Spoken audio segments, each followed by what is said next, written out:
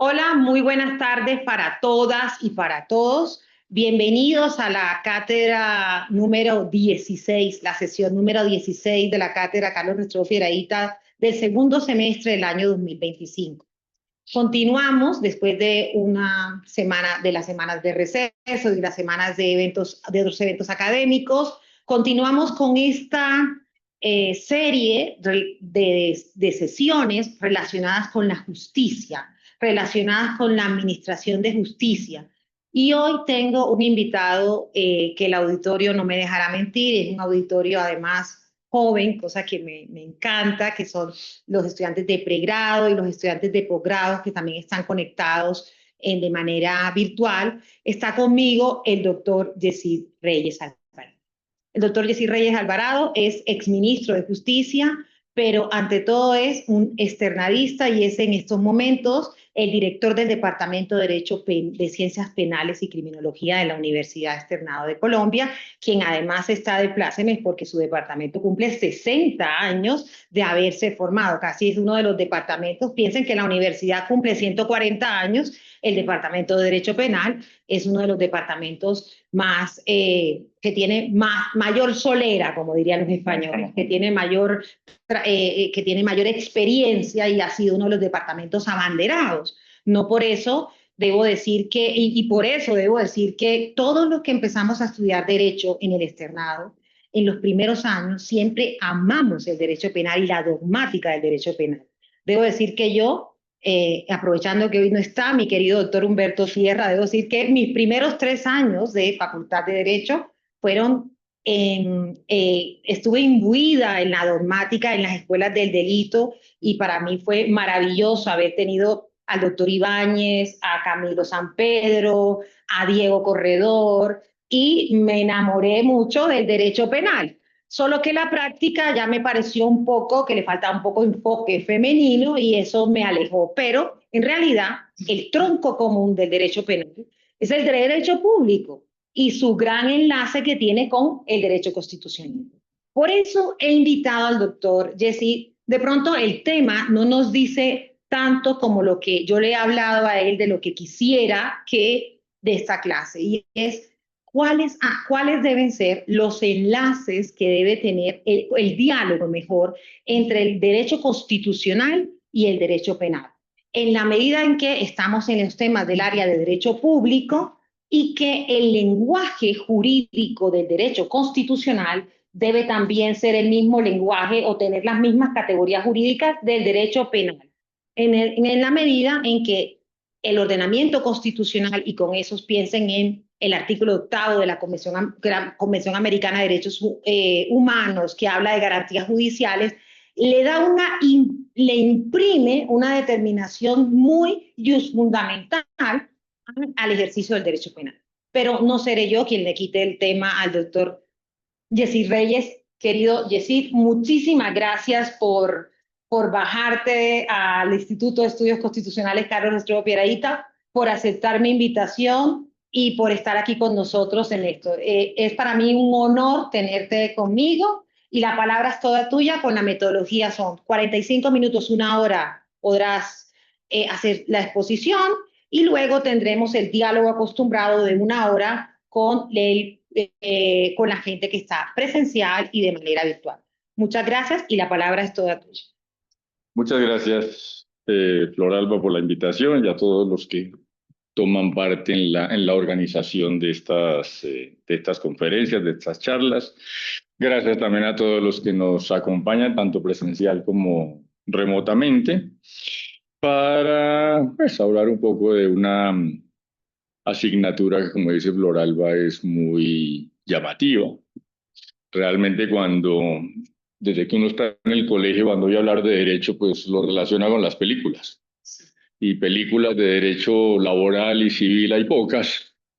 Las películas que más ve uno son las películas de derecho penal, y ese es como el imaginario popular. Todos queremos ser como el abogado de las películas. Cambia con el tiempo, pero siempre está el gran abogado defensor que saca adelante casos imposibles, y ahí nos vamos enterando más o menos de cómo funciona el procedimiento penal, como qué hace la fiscalía, qué hacen los investigadores.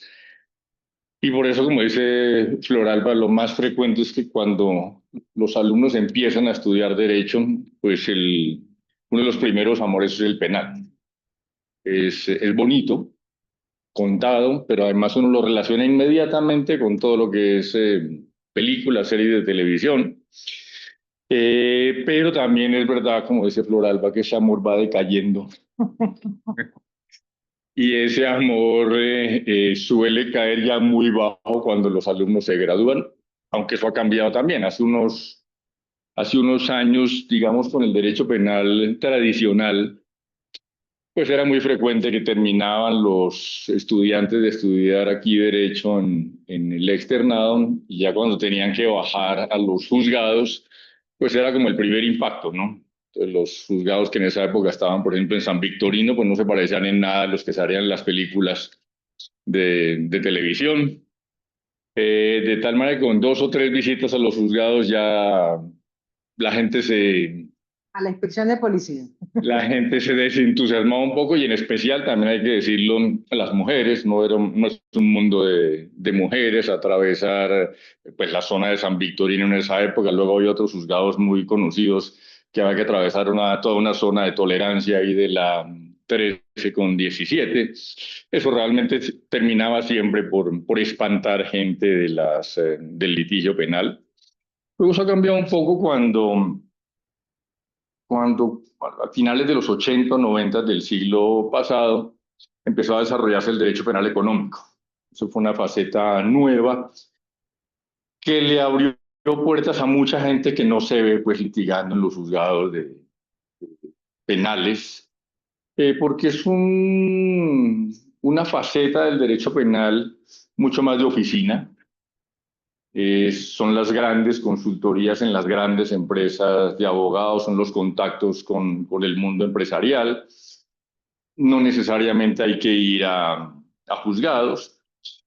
Y eso produjo un cambio interesante en la enseñanza del derecho, porque incluso abogados de universidades que no se dedicaban prácticamente al penal, por mencionar un ejemplo, los Andes fue una universidad que no se dedicó al penal nunca, les gustaba mucho a los alumnos en el penal en la universidad, pero más curiosidad que otra cosa. Ya abogados de universidades como los Andes, por seguir con ese ejemplo, pues se han empezado a dedicar al penal. Hoy hay algunas de las grandes firmas de abogados penalistas que se dedican a derecho penal económico, son de uniandinos y regentadas por uniandinos. Entonces, eso abrió un perfil distinto para los penalistas.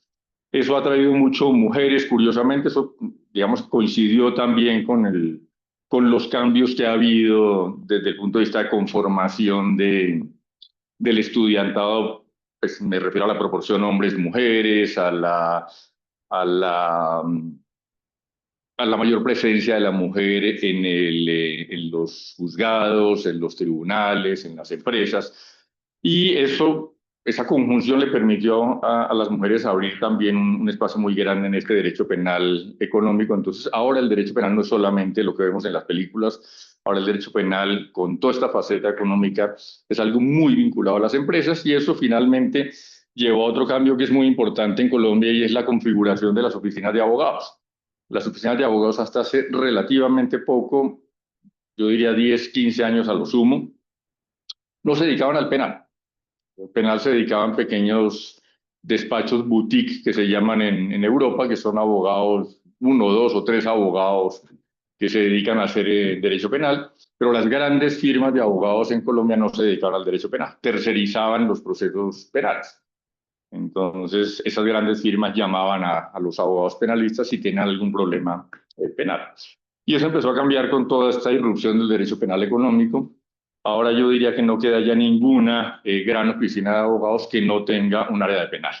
Era impensable hace 15 años, ahora ya no tercerizan nada. Ahora todas las grandes oficinas de abogados tienen una práctica penal, en la que sí atienden casos que uno llamaría de baranda, pero están muy enfocados en prevención a través de derecho penal económico.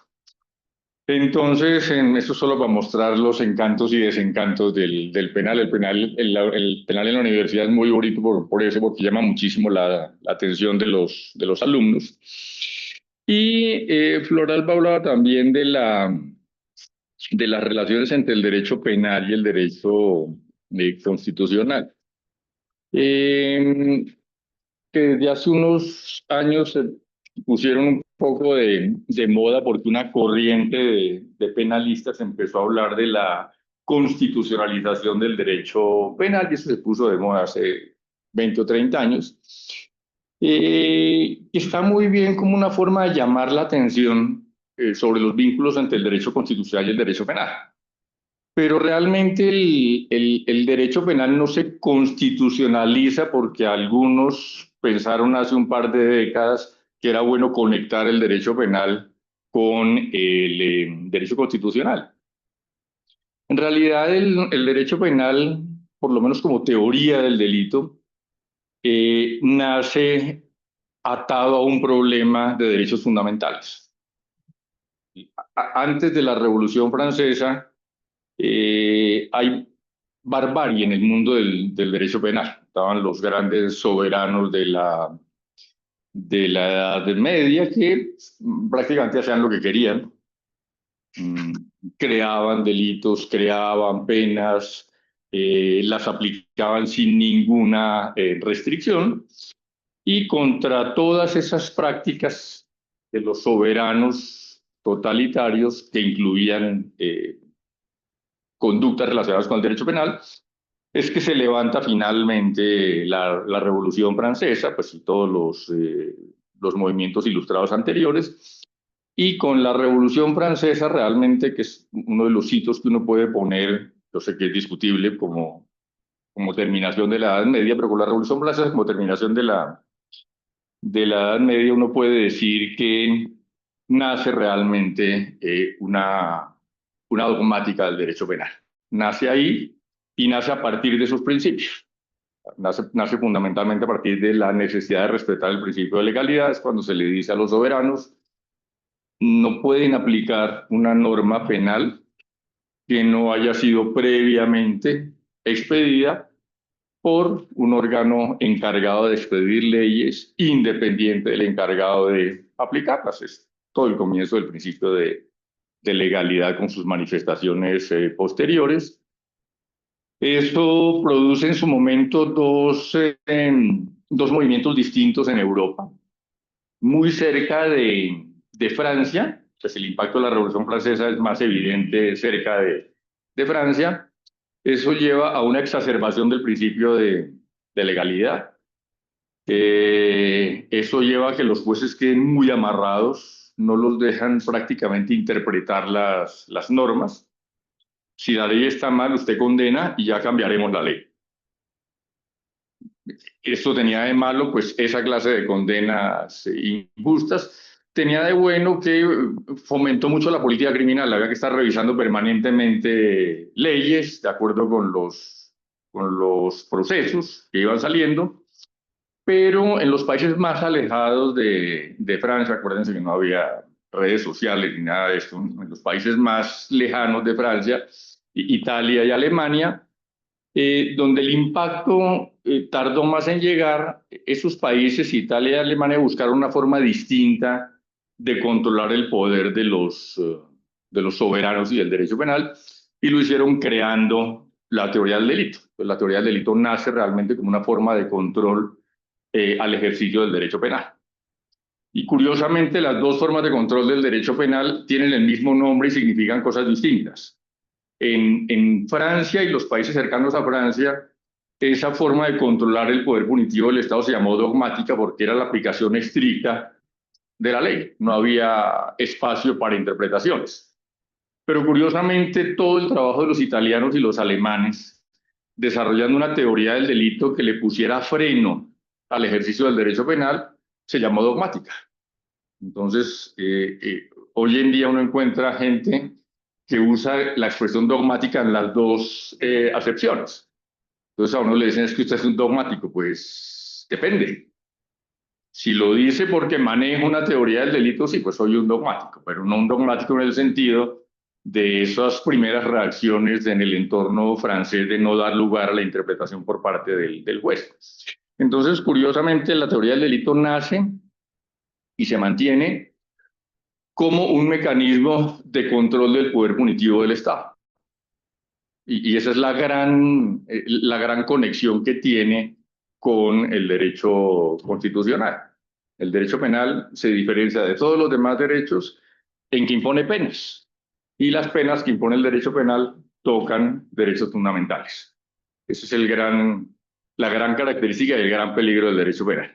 El derecho penal tiene la capacidad de afectar derechos fundamentales como la vida y la libertad individual fundamentalmente, también patrimonio económico, pero fundamentalmente vida en los países donde hay pena de muerte y libertad individual en la mayoría de los países donde hay pena privativa de la libertad.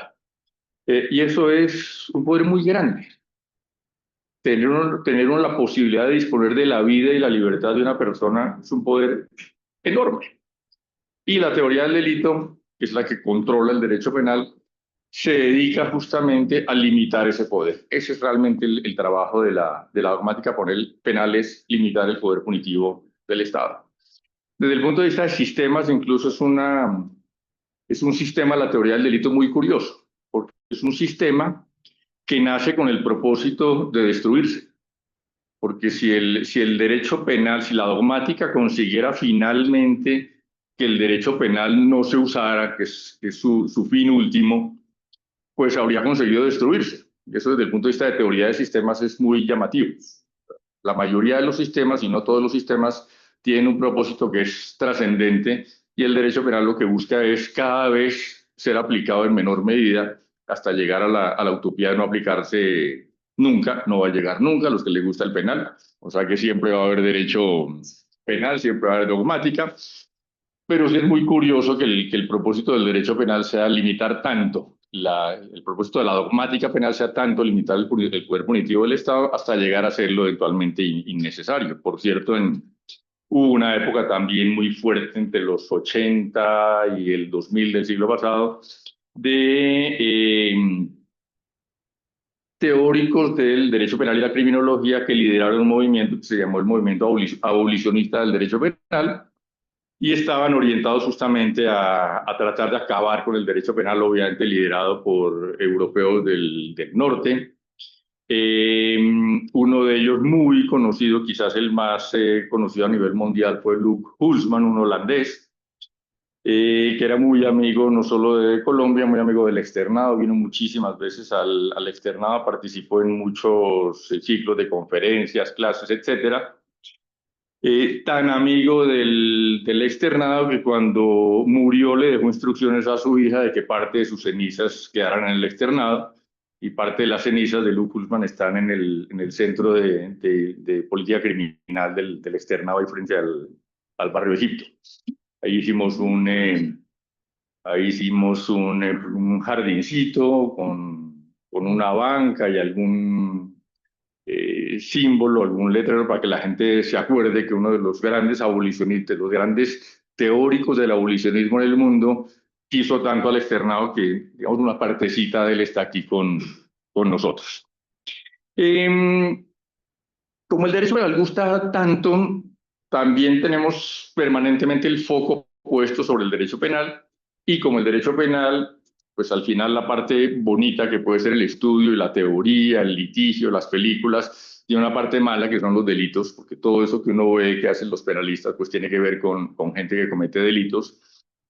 Pues hay mucho foco sobre el derecho penal, mucho foco puesto sobre el derecho penal, no solamente en la parte bonita, sino obviamente en la parte negativa, que es la existencia de delitos. Cuanto más delitos existan, más preocupación hay en la ciudadanía por temas de inseguridad. La percepción de seguridad o de inseguridad avanza mucho en los últimos tiempos en algunas ciudades. Y eso genera, repito, mucho debate sobre cómo combatir la criminalidad. Y cuando se habla de cómo combatir la criminalidad, la gente suele poner el foco en el derecho penal. Todos los que han visto derecho derecho penal, los profesores siempre les dicen, el derecho penal no es la mejor forma de combatir el delito.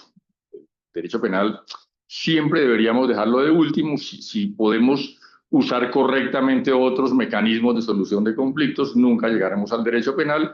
Cuanto más usemos el derecho penal, más mal estamos manejando los otros mecanismos de resolución de conflictos. Entonces, en teoría, el derecho penal es de poca utilización, pero la gente lo tiene como, la gente en general, el común de la gente lo tiene como el mejor mecanismo para cometer el delito. Entonces, si hay mucho delito, hay algo que no está funcionando en el sistema penal y tenemos que intervenir el sistema penal.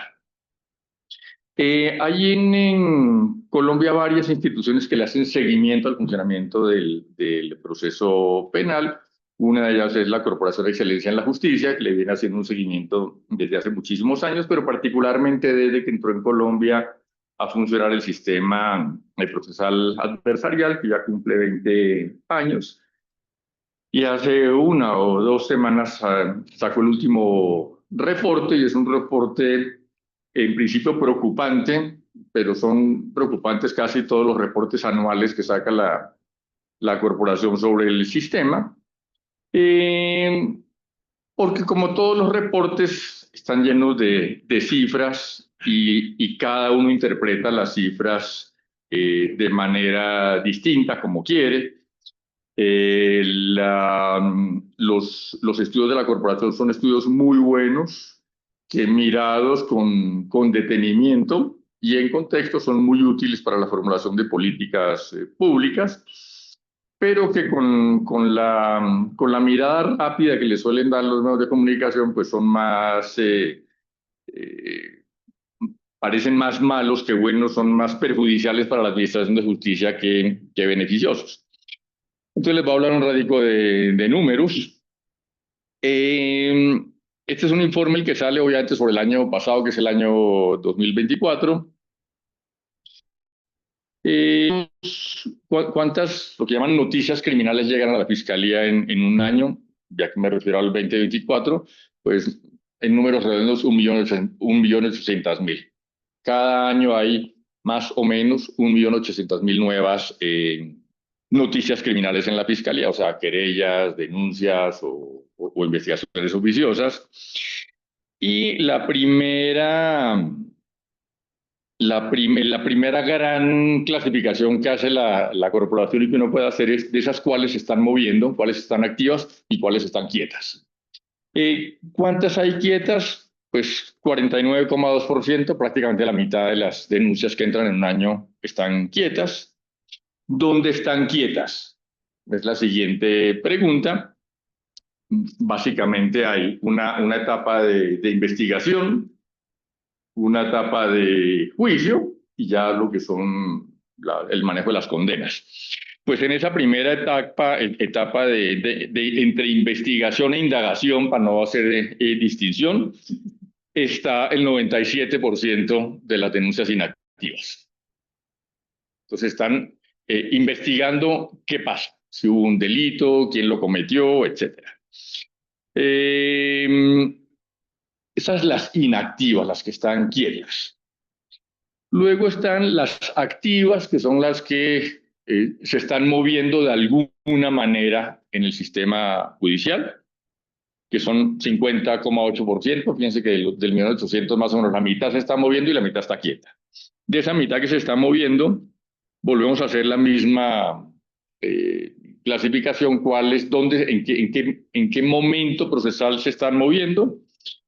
Y lo mismo, entre indagación e investigación, pues el 94% están ahí en la fiscalía. En un juicio están un poquito menos del 6%, 5,6%. Eso lo que muestra es que la mayoría de las denuncias o las noticias criminales se quedan en la fiscalía. El gran tapón es la fiscalía. Llegan cosas pocas a los juzgados. Sobre ese mismo número de 1.800.000 denuncias o noticias criminales que entraron al sistema en el 2024, ¿cuántas logró evacuar en el mismo año la Fiscalía? No son necesariamente las que entraron, simplemente es entradas y salidas. El sistema tiene un número, entran 1.800.000, ¿cuántas es capaz de sacar la Fiscalía? Que eso al final, como comprenderán ustedes, claro, va a generar un crecimiento del inventario, pues evacúa 1.400.000 más o menos. O sea, en el 2024 se quedó casi con 500.000 de denuncias que no fue capaz de evacuar. Eso lleva a que hoy en día la Fiscalía tenga acumuladas, aparte de lo que entra anualmente, 3.500.000 de noticias criminales. Es un montonazo de noticias criminales. Si uno mira el histórico, los acumulados han ido creciendo. O sea, hace 10 años subía como 100.000, entre 80 y 100.000 anuales.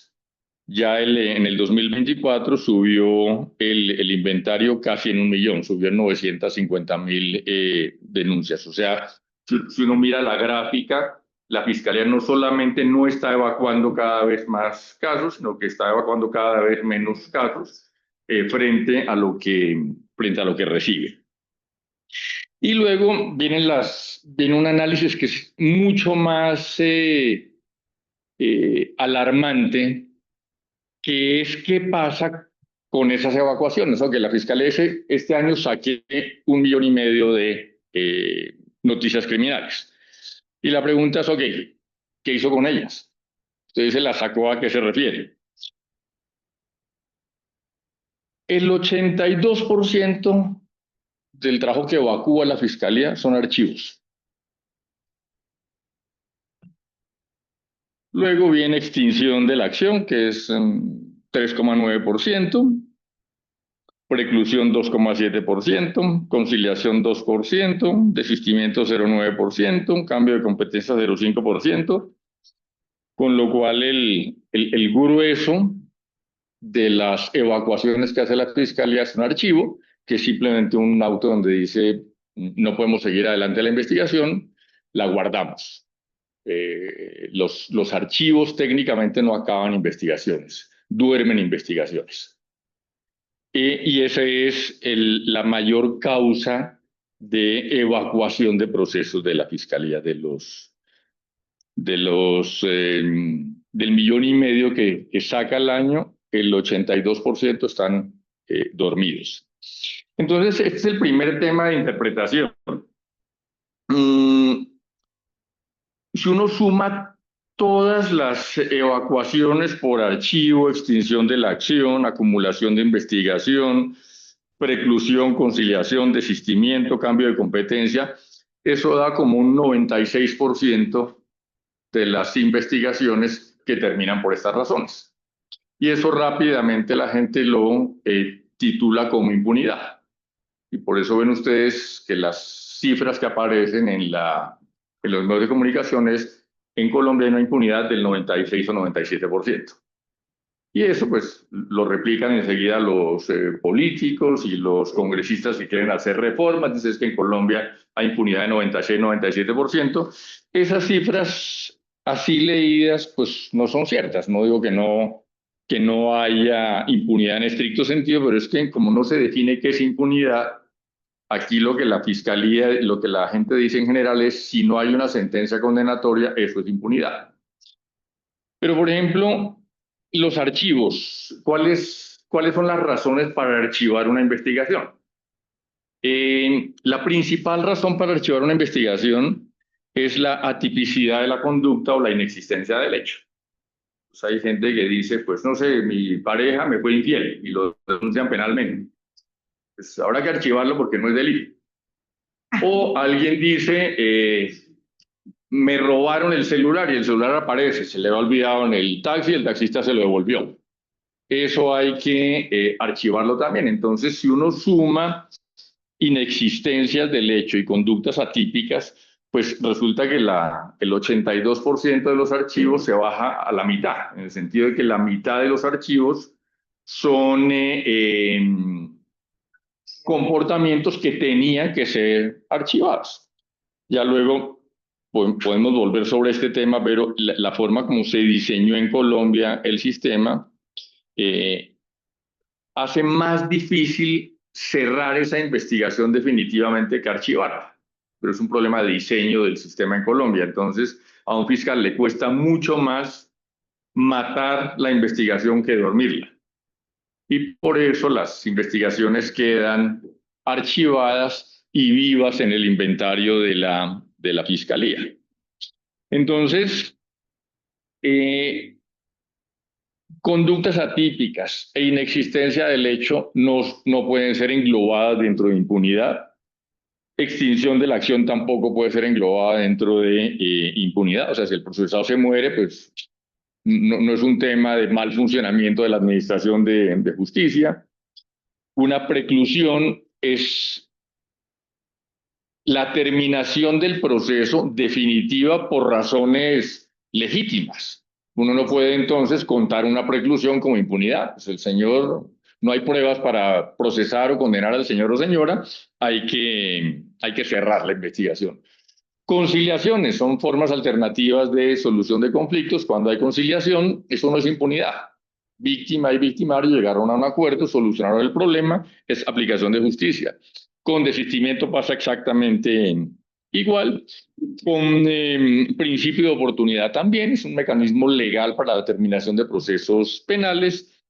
Y con cambios de competencia también pasa exactamente lo mismo. Son formas válidas, legítimas de determinar procesos penales. Entonces, incluso si uno depurara muy por encima, que es lo que estoy haciendo, estas causas de archivo, pues lo que llaman genéricamente impunidad, pues ya no es 97%, sino 39, un poco menos del 40%, repito, en una sola mirada inicial. Sin embargo, no quiere decir que no haya problemas. 97 es escandaloso, pero 40 sigue siendo preocupante como casos que no resuelve la fiscalía. El problema es más llamativo si uno se va a los juicios, que son los de la televisión. Lo que uno ve en televisión es justamente el proceso que llega a un juicio y decide un juez o un jurado. ¿Por qué? Porque realmente de los procesos que se evacúan al año, menos del 4% son por sentencia. Entonces, como el 3,7% de los procesos tienen anualmente sentencias. Eso quiere decir que se llega muy poquito a sentencias. Volvemos a lo mismo, la gran congestión está en fiscalía. Pero, curiosamente, de esas sentencias, la mayoría son absolutorias. El 56% de las sentencias son absolutorias. Y eso también pues lleva a pensar mucho sobre el papel de la fiscalía, porque si uno lleva bien el proceso como fiscal, si la imputación es muy buena y la acusación es muy buena, el nivel de éxito en las audiencias debía ser relativamente alto, pero claro, perder el 56% de las audiencias indica que algo no está funcionando bien en la fiscalía. Sobre todo porque del porcentaje restante que son condenatorias, que es el 43%, más o menos la mitad son, un poco más de la mitad realmente son por preacuerdos. Entonces los porcentajes son: la mayoría de las audiencias pierden, luego las condenatorias por preacuerdos y luego las condenatorias, digamos, en juicio propiamente dicho. Entonces, el nivel de absoluciones es relativamente alto en los procedimientos penales colombianos, que eso además, en la época que yo litigaba, pues era un aspecto que uno tenía en cuenta. En esa época, incluso la fiscalía le iba más mal que ahora. Entonces, claro, negociar con la fiscalía era relativamente fácil porque uno partía del supuesto de que la fiscalía tenía 2/3 de probabilidad de perder un juicio. Entonces, eso también lleva a la fiscalía a retrasar las imputaciones, a retrasar las acusaciones, porque no hay mucha confianza en que sean capaces de ganar los juicios. Entonces, si uno va a mirar juicios, es bajo el porcentaje de condenas que consigue la Fiscalía. En cuanto a los preacuerdos, que es relativamente grande, no son más que las absoluciones, pero esos preacuerdos no son, a pesar de que la gente a veces los critica, no son tampoco un síntoma de impunidad. En el proceso penal están previstos los preacuerdos. O sea, de hecho, la idea central de un procedimiento adversarial como el que trajimos a Colombia en el 2004 es que no haya juicios.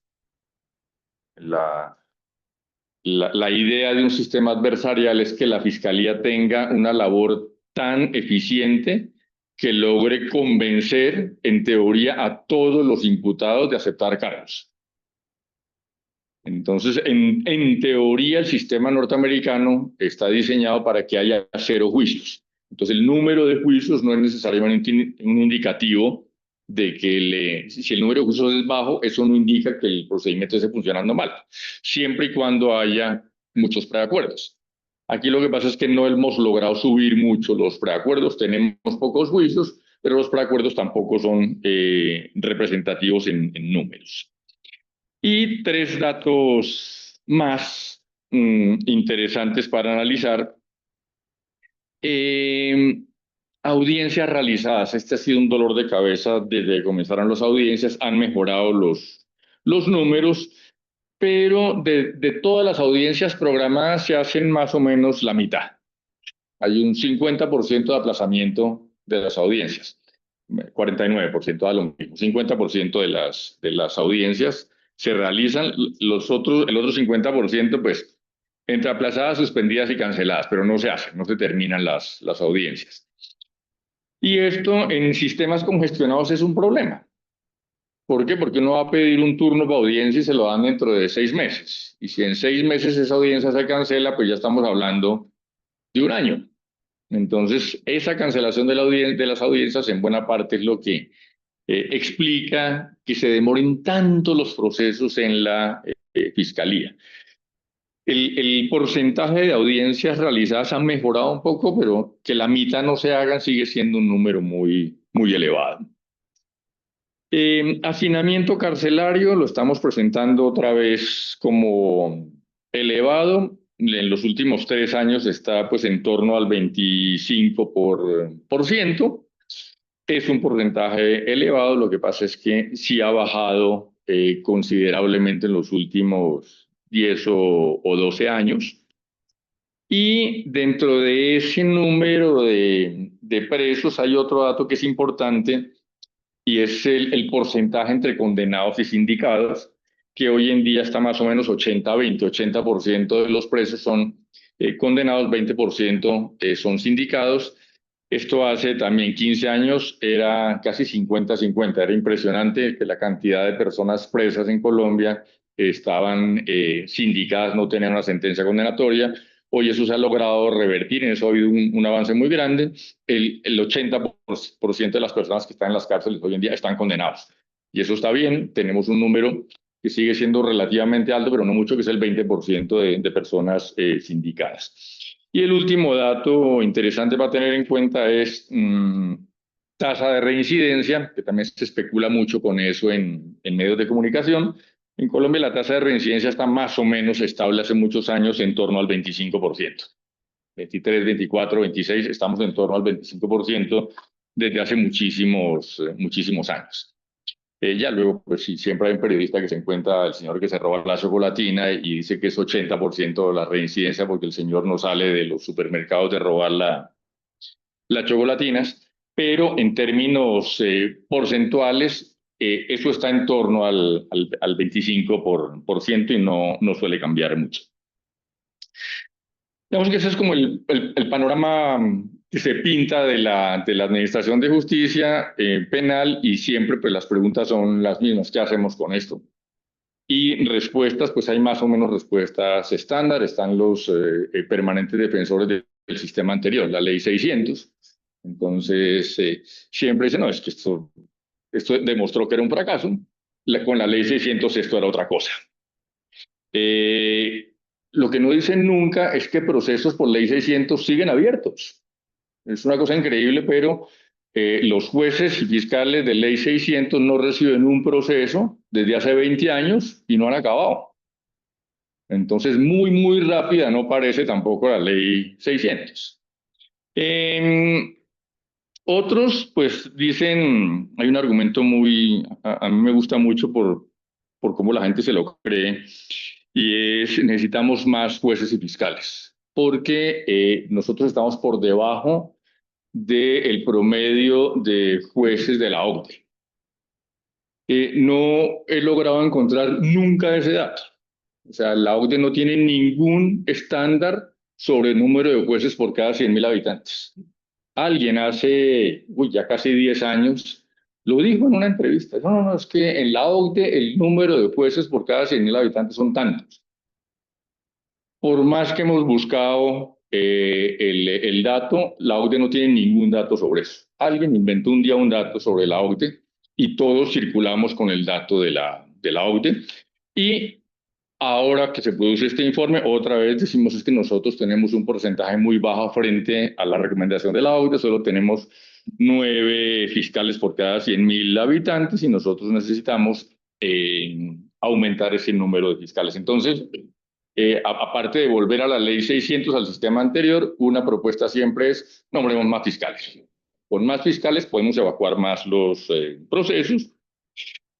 Eh, lo cual puede ser una opción. Uno no dice que no vengan bien un par de fiscales o un par de jueces más, pero eso tiene que responder a un estudio un poquito más detenido del problema. Cuando uno tiene una fuga de agua en el baño, uno puede poner un balde para recoger el agua. Y si sale mucha agua, uno pone un balde más grande y más grande, pero el agua sigue saliendo. Entonces, en lugar de concentrarse uno en cómo sale el agua, uno debería concentrarse en cómo parar la entrada de agua. Si uno tapa la gotera, el balde sobra. Nosotros aquí en general no tapamos la gotera, no controlamos ingresos al sistema, estamos siempre viendo cómo solucionamos egresos en el sistema. Y estas propuestas están encaminadas a eso, a más jueces para manejar más número de procesos, cuando deberíamos centrar también la atención en si hay una forma de controlar el ingreso de los procesos, que es lo que le dieron a un plomero. Mire, en vez del balde, piensen en controlar la entrada de agua. Y el otro tema, que también la otra propuesta, la tercera propuesta que siempre es recurrente, es que hay que darle más dinero a la Administración de Justicia. También puede ser cierto, o sea, más dinero nunca viene mal, pero en general los últimos años ha cambiado, pero en general el Consejo Superior de la Judicatura había mostrado ser un muy mal administrador de dineros. Repito, ha mejorado mucho. En este último informe tienen en el 2024 prácticamente gastaron todo el presupuesto de inversión, que es muy bueno. El Consejo Superior de la Judicatura ha tenido épocas en que no ha gastado ni la mitad del presupuesto que ha tenido asignado. Entonces, básicamente los temas son, las soluciones que se suele proponer son esas: más plata, más funcionarios y cambio en las normas procesales. Aumentar número de jueces y fiscales siempre tiene que ser, repito, muy bien pensado. En las cortes, el aumento de los equipos de los magistrados no ha mejorado la situación. Porque en la medida en que un magistrado de la sala penal tenga, yo qué sé, 12 auxiliares, si tiene que, ¿cuántos tienen? 16, gracias. Claro, pero esos 16 auxiliares lo que hacen es producirle más trabajo, más proyectos de sentencia al magistrado, que en todo caso se reúne con los otros 8 magistrados una vez a la semana para resolver 80 proyectos en un día, claro, en un día. Entonces, pues eso es bastante discutible, que eso sea mejorar la eficiencia de la Administración de Justicia. Ahí, por ejemplo, estamos dejando el mismo mecanismo de 9 personas discutiendo todas sobre los mismos procesos, que no ayuda a descongestionar. Entonces, no necesariamente aumentar el número de funcionarios resuelve el problema. Entonces, uno puede pensar está bien, digo, no vamos a rechazar plata. Si le dan más plata a la Administración de Justicia, estupendo, y si aumentan funcionarios, estupendo, y si se hacen ajustes en las normas, también estupendo. El problema es si esas son las únicas formas de resolver los problemas y son las más eficientes. Entonces, lo primero que habría que hacer para abordar el problema es ponernos de acuerdo sobre qué es impunidad. Mientras nosotros sigamos diciendo que impunidad es cualquier no condena, pues estamos partiendo de un supuesto equivocado. Y contra eso es muy difícil luchar, porque la gente simplemente maneja las cifras. Si la prensa dice 96 o 97, pues será 96 o 97, pero eso sería un primer problema. Identificar realmente cuál es el problema. Si no tenemos claro el problema, pues no hay cómo solucionarlo. Luego, hay cosas que se han hecho en otras especialidades, como por ejemplo diferenciar los procedimientos. Nosotros tenemos un solo procedimiento para todo. Ahora una precisión sobre lo de un solo procedimiento, pero en principio nosotros siempre tuvimos un solo procedimiento, y pues no se necesita el mismo procedimiento para investigar al clan del Golfo que a un señor que se roba la chocolatina en el supermercado. No tiene ningún sentido someter a la persona a la chocolatina a lo mismo que se somete a los integrantes del clan del Golfo. Entonces, eso hay que diferenciarlo. Con limitaciones, otra vez, hay que tener claro qué procedimientos se diversifican y para qué y cómo. Entonces, por ejemplo, hace unos 10 años, se propuso crear un procedimiento abreviado. ¿Qué se hizo? Se analizó realmente qué cosas del proceso se podían adelgazar. Y se aprovecharon en ese momento discusiones que había sobre la importancia o no importancia de la audiencia de imputación, que fue muy discutida cuando se creó la audiencia de imputación en Colombia. Al final se llegó a la conclusión de que de eso se podía prescindir y que se podía reunir también esas últimas audiencias de acusación y preparatoria y juicio, y se diseñó un proceso muchísimo más ágil para 4 clases de delitos. ¿Por qué 4 clases de delitos? Porque se miraron estadísticas y pues 4 clases de delitos impactaban mucho en el número de procesos que manejaba el sistema. Cuando ese proyecto quedó presentado en el Congreso, hubo en esa época un cambio de fiscal. El fiscal se entusiasmó porque le gustó mucho el procedimiento excepcional que se creó y lo volvió general. Entonces, los procedimientos abreviados se ampliaron y están ahora para el 75% de los procesos, con lo cual una gran idea colapsó el sistema. O sea, si ese procedimiento se hubiera dejado para lo que estaba, que era para 4 delitos, pero ojo, 4 delitos que son casi la mitad de lo que el sistema maneja. Esa es otra cosa que la vamos a ver un poco más adelante. Realmente el sistema está colapsado con 4 delitos. No es que el sistema maneje todo lo que le enseñan en penal especial en clase, maneja muy poquitos delitos. Y aquí les pareció tan bueno el procedimiento que se lo aplicaron a todos. Ahora el procedimiento ordinario es el procedimiento excepcional, y el procedimiento excepcional, que era el abreviado, es el procedimiento ordinario. Y eso terminó, repito, generando congestiones, que era justamente lo que se pretendía evitar.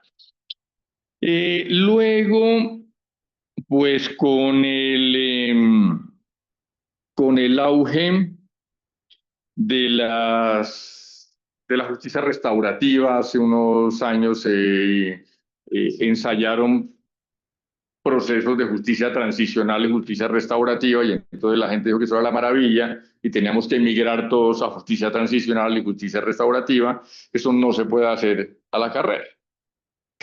No todos los delitos admiten ni un procedimiento abreviado, ni un procedimiento restaurativo, ni un procedimiento de justicia transicional.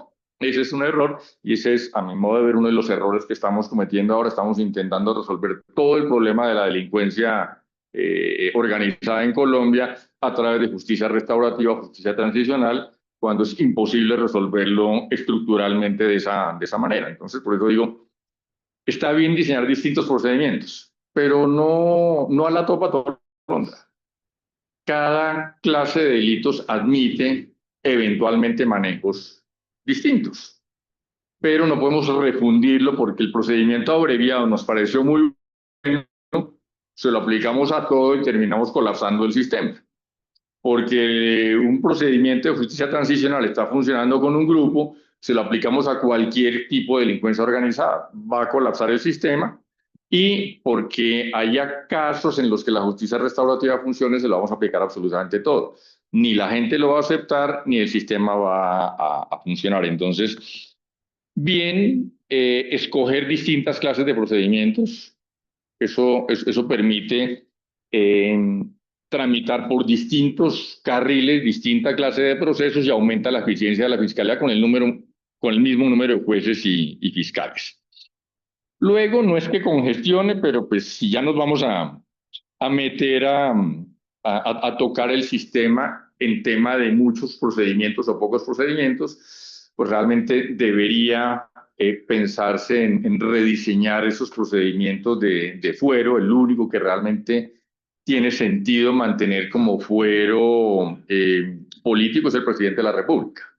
El presidente de la República debe mantener un fuero en el Congreso, pero el resto, o sea, el fiscal general de la Nación y los magistrados son 6 ya, 6 altas cortes, pues no tiene ningún sentido, no son funcionarios de elección popular, no pertenecen al Ejecutivo, etcétera. Entonces, eso debería cambiarse. Eso, para ser sinceros, se logró en alguna época cambiar, la reforma constitucional se hizo y sorprendentemente la Corte Constitucional lo echó para atrás. Dice que la comisión de acusaciones es de la esencia de la Constitución, luego me lo explica Floralba, porque ese es un argumento bastante difícil de asimilar, bastante complejo, sobre todo porque cierra la puerta definitivamente a futuro para cambiar la forma de justicia. De todas formas, hay que insistir entonces en lo que se pueda manejar, repito, con procedimientos distintos, lo que se pueda manejar por mecanismos alternativos de solución de conflicto, hay que manejarlo. El Ministerio de Justicia lleva probablemente 20 años trabajando conciliaciones y funcionan muy bien. Se sorprenderían de la cantidad de conflictos que se solucionan en las jornadas que llama el Ministerio de Conciliatón.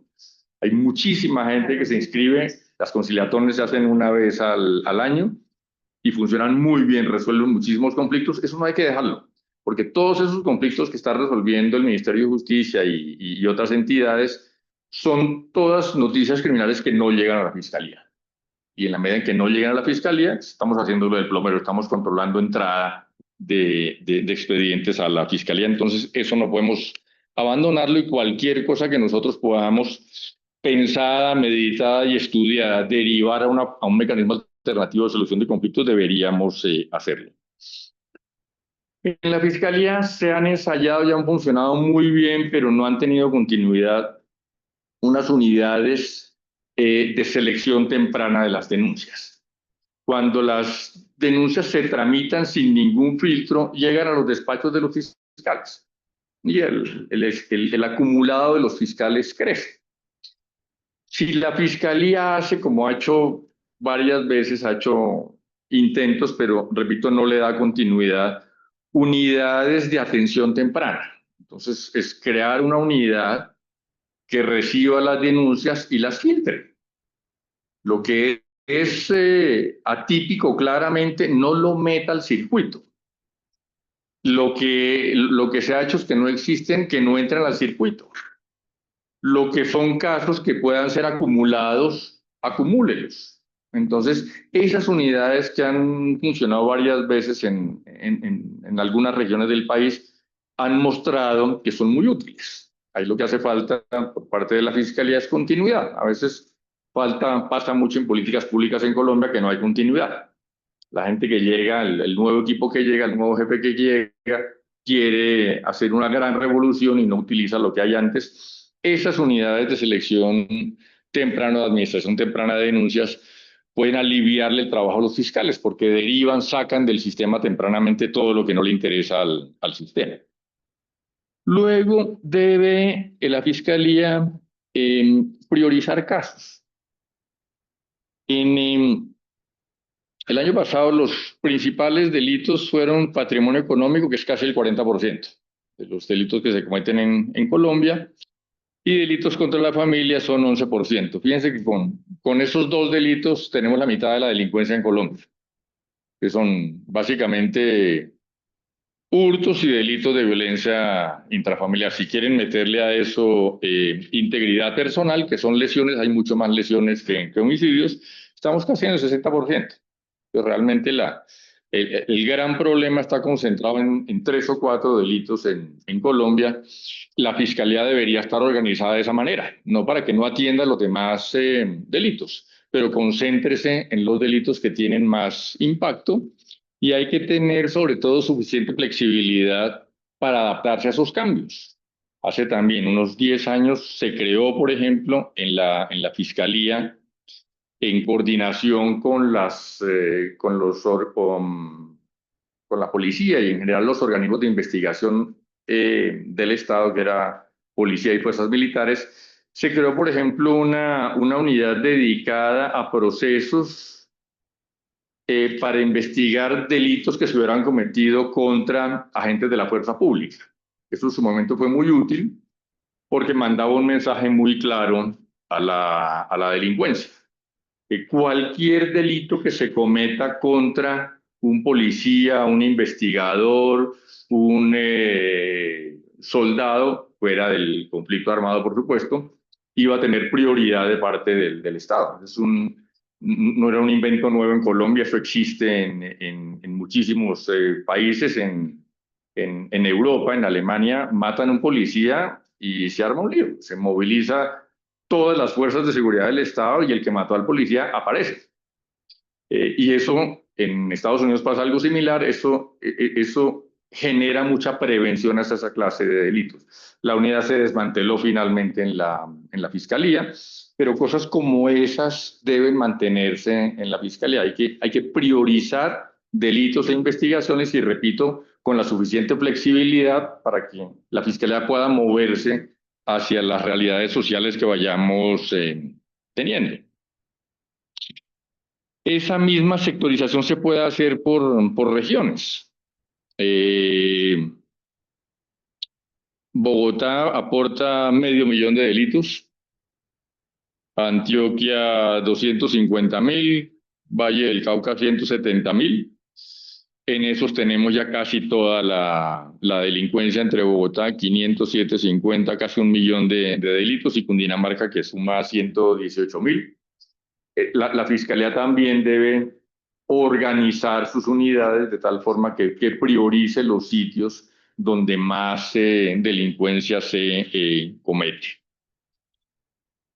Hacinamiento carcelario, para pasar un momento a hacinamiento carcelario, muy importante, porque cómo se bajó hace 10 años el hacinamiento carcelario, con una bobada que tiene que ver mucho otra vez, con derechos fundamentales. Colombia estaba en una lista negra de la Corte Interamericana de Derechos Humanos y era uno de los países con detenciones preventivas más largas. Aquí teníamos detenciones preventivas de hasta 10 años, una persona 10 años esperando que le dijeran si es responsable o no. Imagínense ustedes, a los 10 años le dicen, no, qué pena, no, usted 10 años en una cárcel. Esto es absolutamente irreparable humanamente, pero si ustedes cuantifican eso, las demandas que tiene todavía el Estado colombiano por detenciones ilegales equivalen a unas 4 reformas tributarias. O sea, si nosotros no detuviéramos ilegalmente personas, nos ahorraríamos 4 reformas tributarias. De esa magnitud es el hueco que hay. Entonces, lo que se hizo en esa época fue sacar una ley que fijó unos límites a la detención preventiva. La detención preventiva no puede pasar de estos límites. ¿Qué ha pasado? Desafortunadamente, pues han empezado a mover ligeramente esa ley. Entonces, no es que hay unos delitos que son muy graves, la subimos, la última hace nada, no sé cuánto, 3 meses, 6 meses, un año. No, no, este año salió una que sube. Entonces, claro, volvemos a ampliar los términos de detención preventiva y al ampliar los términos de detención preventiva, pues metemos más gente a la cárcel y además subimos el porcentaje de personas provisionalmente privadas de la libertad. Entonces hay que tener cuidado con eso. Se nos olvidó lo que se hizo hace 10 años y estamos empezando a devolvernos para incrementar la duración de las detenciones preventivas.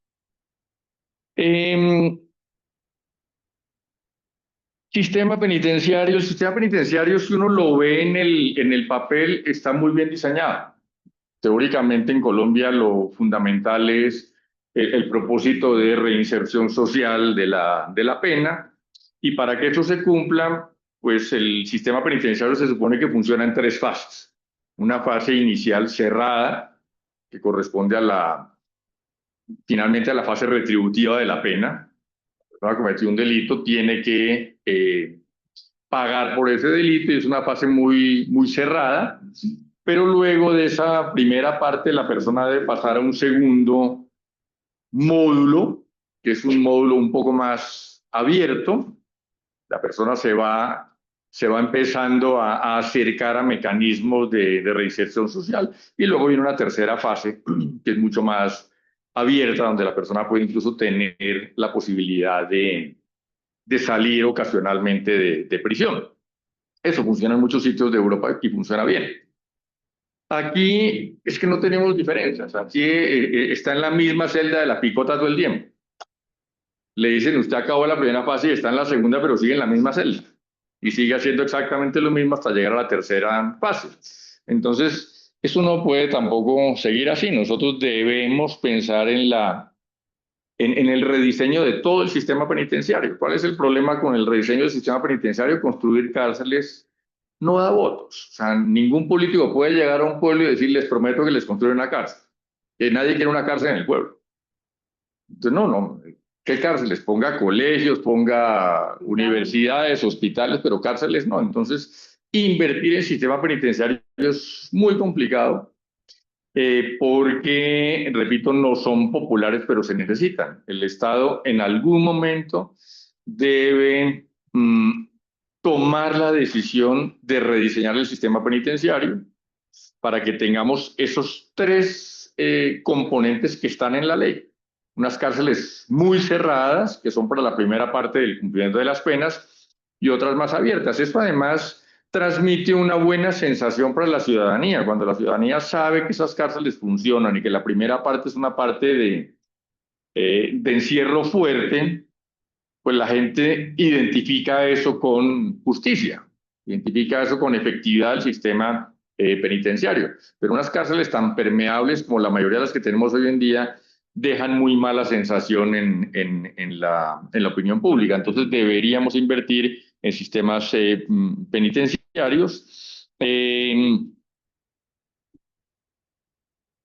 Aquí incluso en la ley se ha dicho muchas veces que para los sindicados los competentes deben ser los municipios. Sería lo ideal realmente, que los municipios se hicieran cargo de sus propios sindicatos. Eso tiene muchas ventajas. Primero, un reparto mucho más equitativo de los presos, porque en puridad de términos el IMPEC solo se debería ocupar de condenados. El IPEC se está ocupando de sindicados que no son inicialmente su prioridad. Y segundo, hombre, para una persona detenida preventivamente, pues lo ideal sería que estuviera detenidamente preventiva donde vive, ¿no? Pero pues cogen una persona en Leticia y la mandan por una cárcel de La Guajira. Eso es un problema para él, para su entorno familiar, para todo. Entonces lo ideal sería, por lo menos los sindicados, mantenerlos dentro de cárceles municipales, pero hay también un problema práctico, y es, uno habla con los alcaldes y todos los alcaldes quieren una cárcel. Y si uno les dice, ya se la construye aquí, dicen, no, aquí no. Yo quiero una cárcel, pero no en mi municipio. Entonces volvemos a lo mismo. Todos quieren más cárceles, pero ninguno la quiere en su municipio. Y las cárceles municipales en Colombia tenemos muy pocas, pero curiosamente funcionan muy bien. una cosa rarísima es la cárcel distrital de Bogotá tiene premios internacionales. No sé cómo puede una cárcel tener premios internacionales. Pues la cárcel distrital de Bogotá tiene premios internacionales. Es una gran cárcel. Entonces, Es un contrasentido, pero es un contrasentido, pero bueno, si algún día tienen que ir a una cárcel, vayan a esa. Pues quiero decir a visitarla, no estoy diciendo, si quieren ir a visitar una cárcel, esa es una cárcel buena para visitar, es un establecimiento funciona bien. muy limpio, la gente está uniformada, los sistemas, la posibilidad de trabajo es grande, ahí han funcionado incluso call centers, hace 10 años funcionaba ahí un call center. Legales, call center legal. Call center legal. Curioso porque a lo mejor muchos de nosotros que llamamos a quejarnos de algo, pues nos contestaban desde la cárcel sin saber. Entonces, esa funciona muy bien. Y hay un par de cárceles más en el país, la mejor, la distrital de Bogotá, que muestran que cárceles municipales se pueden manejar muy bien si hay voluntad. Ahora el distrito está ampliando la cárcel distrital. Esperamos que siga funcionando igual de bien. En ese tema de tratamiento de cárceles, les decía, nosotros rondamos en reincidencia el 25%. En eso se trabaja poco, pero si uno trabajara con las personas que salen de la cárcel para buscarles una opción real, ese índice de reincidencia se puede disminuir. Es decir, nosotros le dedicamos mucho tiempo a enseñarle a la gente a hacer cosas en la cárcel, es lo que llamamos resocialización. Pero tan pronto la persona sale de la cárcel y quiere un trabajo, le pedimos antecedentes. Y en cuanto tenga antecedentes, no tiene trabajo.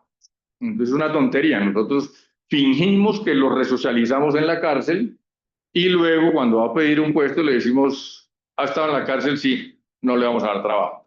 Entonces, ¿de qué sirve todo ese trabajo de resocialización, entre comillas, si luego no se le da la oportunidad? Aquí se hizo también hace unos años un experimento con, un prototipo que se llamó Casa Libertad, que se dedicó a eso. Un prototipo que lanzó en ese momento el Ministerio de Justicia y después se pasó más recientemente a las alcaldías, ahí le he perdido un poco la pista. Pero es un centro donde la gente que había cumplido la pena llegaba a pedir trabajo. Obviamente el centro sabe que son expresidiarios, personas del centro. Y lo que se hizo fue contactar a empresa privada y decirle a la empresa privada, pues estamos en esto, vamos a recibir gente que ha cumplido la pena, usted vincúlese a este proyecto y contrate gente. Y la respuesta, curiosamente, fue muy buena de la empresa privada. Obviamente la empresa privada lo que le pide a uno es déjeme escoger.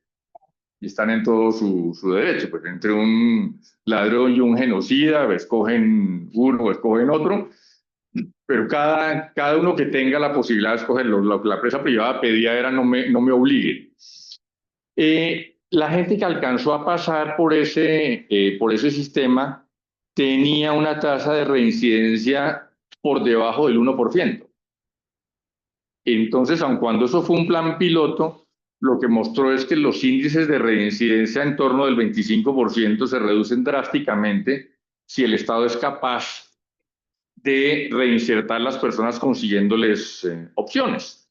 Eso, repito, luego se entregó a las alcaldías. Yo no sé qué tan bien está funcionando en este momento en las alcaldías porque se necesita otra vez voluntad política para seguir con eso, pero lo que uno pensaría que ninguna empresa privada se le mide a eso es mentira. Realmente la empresa privada se vinculó muchísimo a esta iniciativa en su momento, con lo cual yo creo que es una opción, otra opción de combatir la reincidencia y el delito. Y luego, pues hay cosas que se pueden cambiar. Hay una cosa muy curiosa que es la forma de evaluar funcionarios judiciales, que parece que no tiene ningún impacto en la forma como funciona la justicia, pero los funcionarios judiciales los evalúan por cantidad de trabajo, no es una evaluación cualitativa, sino cuantitativa. Y los funcionarios hace rato aprendieron a manejar los inventarios. Entonces, lo que más sale, les decía hace un rato, en una fiscalía son archivos. Entonces, un fiscal no puede agotar todos los archivos de su despacho, porque con esos expedientes que están para archivar es como él cuadra las estadísticas de cada mes. Entonces, ahí siempre hay en los despachos judiciales un montón de carpetas para archivar. Y esas se usan dependiendo de cómo vaya el despacho. Entonces, el despacho sacó tantas y tales decisiones. ¿Qué necesitamos para pasar bien este mes? Necesitamos 13 decisiones más. El señor se para, saca 13 de archivo y archiva. Entonces, ese inventario de la Fiscalía en buena parte también es ficticio, claro, porque sirve de comodín para los funcionarios judiciales de estadísticas, que además pierden en promedio una semana cuadrando estadísticas. Entonces, de las 4 semanas que tiene el mes, hay una semana en la que uno ya sabe que difícilmente lo atienden en las fiscalías. Doctor, estamos en inventario. En inventario. Entonces, una especie de inventario que quita. Entonces, si nosotros cambiáramos esa forma de evaluar los despachos judiciales de la cuantitativa a la cualitativa, probablemente el inventario sería más real y habría más tiempo de parte de los fiscales para ocuparse de otros temas. Hay en el último número de la revista del Departamento de Derecho Penal hay un artículo muy interesante de un suizo que compara los sistemas procesales suizo y colombiano, y termina diciendo, mire, el problema de los sistemas no es el diseño teórico del sistema, es cómo los países lo interpretan y lo aplican. El problema no es, dice ese artículo, teórico, sino cómo nosotros estamos llevando a la práctica un sistema. Entonces, el sistema suizo en teoría parece menos bueno que el colombiano en teoría es mejor y funciona mejor el suizo. Y ellos dicen, eso depende más de la forma como nosotros pongamos a funcionar el sistema que de las bases puramente teóricas. Nosotros aquí, cuando trajimos el sistema, lo diseñamos con características que creíamos útiles para Colombia, que en general han terminado por entorpecerlo. Entonces, hace un rato les decía, ¿por qué archiva tanto la Fiscalía y no precluye? Porque en Colombia le quitamos a la Fiscalía la potestad de acabar investigaciones. La Fiscalía nació desde el comienzo con una desconfianza. Aquí se dijo, es un peligro que los fiscales terminen investigaciones, eso hay que dejárselo a un juez. Claro, pero para que un juez acabe una investigación, el juez tiene que pedir una audiencia. Los jueces están colapsados sin las preclusiones. Si nosotros cogiéramos esos 900.000 archivos y se los pasáramos a los jueces no pueden con ese número de procesos. Entonces, el haberle quitado a los fiscales la potestad de acabar investigaciones hace que esos procesos estén en la fiscalía pendientes de resolver, porque el archivo nunca se resuelve. Entonces, un archivo siempre se entiende como un proceso guardado que no se puede matar y es imposible llevarle a los jueces para que lo acabe. Entonces, ese, por ejemplo, fue una decisión que se tomó en Colombia y como se tomó esa decisión en Colombia, pues tenemos esas consecuencias. Otra discusión grande que hubo en Colombia al comienzo es la fiscalía va a hacer labores de fiscalía o va a investigar delitos, porque en muchos países son dos cosas distintas. Investiga la policía o algún cuerpo especial y le pasa los casos a la fiscalía. Aquí hicimos la policía, qué peligro. Eso es mejor que investigue la fiscalía. Y entonces la fiscalía colombiana tiene las dos funciones. Y en todas estas estadísticas, fíjense que estamos mezclando dos funciones y estamos evaluando a la fiscalía por dos funciones. Es que usted no ha sido capaz de identificar los autores de un delito. Claro, eso normalmente en otros países no le corresponde a la fiscalía, le corresponde a la policía. Aquí la fiscalía carga con los problemas de sus fiscales como funcionarios judiciales y carga con los problemas de los investigadores de la fiscalía. Esa fue otra vez una decisión no de diseño teórico de lo que es un sistema adversarial, sino de cómo nosotros lo aplicamos. Principio de oportunidad. Ese es uno de los grandes instrumentos que agilizan el sistema adversarial fuera de Colombia. En Colombia nos da pánico utilizar el principio de oportunidad porque suena a impunidad. Entonces, por principio de oportunidad, están saliendo el 0,5% de las denuncias, que es la gran mayoría de sistemas anglosajones. Entonces, fíjense que nosotros mismos nos hemos puesto límites en el funcionamiento del sistema. Para no gastar más tiempo, una cosa más que me preocupa porque tiene que ver con las universidades es que nosotros no hemos cambiado mucho el sistema, el pensum de enseñar procedimiento. Entonces uno ve las clases de procedimiento penal hoy en día y con algunas excepciones pues son las mismas que se dictan aquí en el externado pues hace 40 o 50 o 60 años y el procedimiento cambió totalmente. Y eso ha llevado a que, pues, por ejemplo, los procedimientos, el procedimiento penal que debería ser fundamentalmente oral, pues no es oral. Es claramente un sistema en el que impera la lecturabilidad. Entonces a la audiencia llega y el juez le dice, fiscal, intervenga, el fiscal lee su alegato. Defensa intervenga y la defensa lee su alegato. Y entonces el juez dice, venga en 8 días y yo le leo la sentencia. Nos podemos pasar eso por correo electrónico los tres y perdemos menos tiempo. Entonces, pero eso es buena parte porque piensen que nosotros seguimos enseñando el procedimiento penal pues, como cuando era escrito. Y las competencias que más estamos desarrollando aquí son competencias escritas. La estipulación, por ejemplo, probatoria. En Colombia se estipula normalmente la identidad del acusado. Y a veces ni eso. El resto todo se pelea. Eso es propio de sistemas inquisitivos. En un sistema adversarial uno debería estar en condiciones de identificar el núcleo del proceso, del debate, centrar la imputación en eso, centrar la acusación en eso, centrar el debate probatorio en eso y centrar la intervención en las audiencias en eso. Nosotros no lo hacemos, las audiencias en Colombia son interminables y las sentencias interminables. Cuando uno lee las sentencias son sentencias, pues muchas, enormes. Si nosotros capacitáramos, preparáramos en las universidades mejor a las personas para lo que es el manejo de un procedimiento adversarial como el que tenemos, seguramente los procedimientos avanzarían muchísimo más rápido. Entonces ahí creo que las universidades tenemos mucho que aportar. Y una última cosa, hombre, usar herramientas tecnológicas. La Corte Constitucional en eso está dando un muy buen ejemplo. Todo lo que es el trámite de las tutelas está muy bien manejado en este momento en la Corte Constitucional. Hace 8 años había fotos en los periódicos de camiones cargados de expedientes que llegaban semanalmente a la Corte Constitucional. Ya no hay camiones, está todo absolutamente digitalizado. En las acciones de inconstitucionalidad uno puede consultar el expediente, subir escritos, subir todo por la página de la Corte Constitucional.